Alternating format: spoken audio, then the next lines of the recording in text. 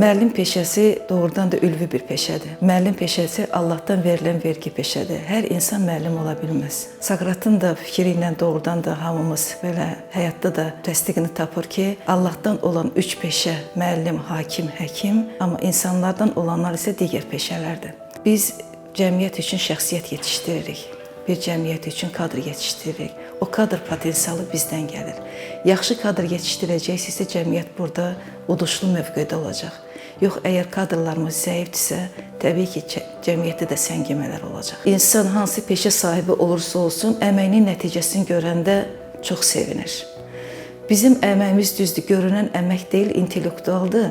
Ancaq tələbələrimizin o uğurlarını görəndə, filan tələbə filan yerə qəbul olub, beynəlxalq müsabiqələrdəmi və yaxud da ki, beynəlxalq ali təhsil mərkəzlərində təhsillərini davam etdirəndə təbii ki, bu müəllimə baş ucalığı gətirir.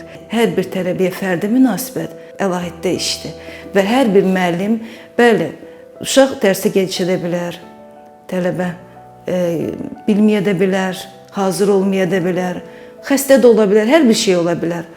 Ancaq bir dəfə ilə onu həmişə sən beləsən deyib, onu o damğa ilə vurmaq ki, sən oxuyan deyilsən, təbii ki, bu qəbul edilən deyil. İndi süni intellekt bütün cəmiyyət belə deyim, ağuşuna alıb. Süni intellektsiz yaşamaq indi artıq mümkün deyil. Amma bu o demək deyil ki, süni intellekt müəllimi əvəz eləyə bilər.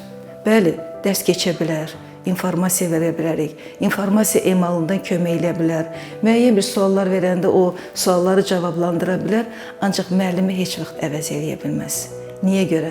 Çünki müəllim dinamikdir, müəllim emosionaldır, müəllim tələbənin əhval-ruhiyyəsini hiss eləyəndir, ancaq süni intellekt bunu eləyə bilməz. Dənizçilik dili ingilis dilidir. İngilis dilinin səviyyəsini qaldırmaq bizim bir nömrəli vəzifəmizdir. Niyə görə? Tələbə ingilis dilində danışmağı da bilməlidir, tələbə ingilis dilində tezisdə yazmağı bilməlidir, məqalədə yazmağı bilməlidir, konferanslarda da çıxış eləməyi bacarmalıdır və inanın, müəllimlər həm müəllim konferansında iştirak eləməklə, həm də tələbə konferansında o tələbələrə rəhbəri eləməklə məşğuldurlar.